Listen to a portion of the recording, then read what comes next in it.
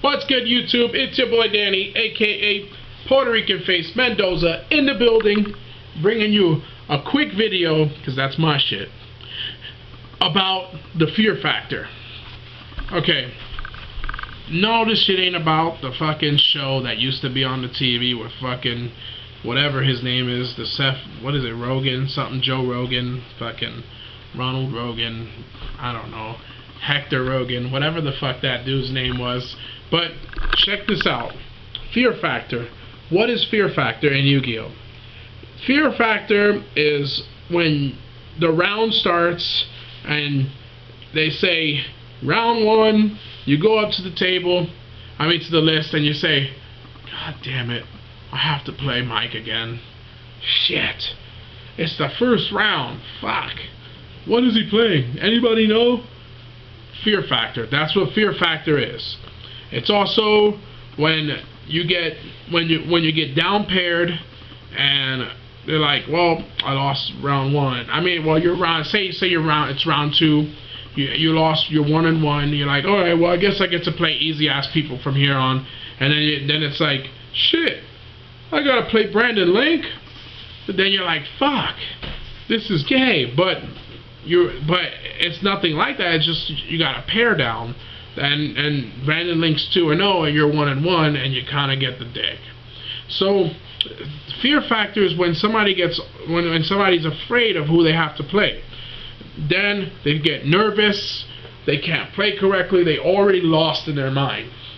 So what happens is that during the match you start making misplays that you normally wouldn't make because you've already given up the match from the beginning. It's one of the best things to have in Yu-Gi-Oh, to be honest, because you could be playing terrible and you can luck sack a victory because your opponent is just so scared to play you and just doesn't want to play you. There are ways to gain Fear Factor. One is to actually win tournaments and do well. Two, you can talk your opponent into Fear Factor. You can make them scared, and that's mainly if they don't know who you are. And three, Fear Factor is just, also intimidation from your mat, where your placing's talking about, like, where you've been. So it's just how you present yourself to your opponent. If you don't have Fear Factor, it's really hard to get all that in a match. And like what I was trying to tell one of my teammates is that he's lost his Fear Factor, and it's becoming harder and harder for him to see that. I'm not gonna point out any names, but I just want you guys to get an idea of what Fear Factor does to you. So you're asking, how can I get that? Well, it takes years of playing and doing well at tournaments and whatever, but I just want you guys to know that the reason why I'm doing this video today is don't be afraid of anybody you're playing. That person, more than likely, is just as nervous as you are because he's playing Fire King, because you're playing Fire Kings, or you're playing Bujins as he's going to get Coliseum locked, or whatever, or you're main decking Vanity's Emptiness and he knows that's his weakness. In this game, the game's not over until the game's over. Don't get me wrong, when you face the Brandon Links and the Mike Mendozas of the tourneys or whatever, it happens. There's nothing you can do about it. You might lose, but if you give yourself an all-in effort, you might win. You never know. For a long time, I'll use myself as an example. Link was on the scene and he was tearing shit up, and I would play him in tournaments and I couldn't beat him. It was fucking shitty. And he talked a good game. He would walk around, he was the man, and nobody wanted to play him. And we went to this Coeur d'Alene tournament and I was playing Gravekeepers. I didn't tell anybody shit, and I knew I had to play him in one of the rounds or something. I think it could have been the finals. I'm not 100% sure. I don't remember. Top 4.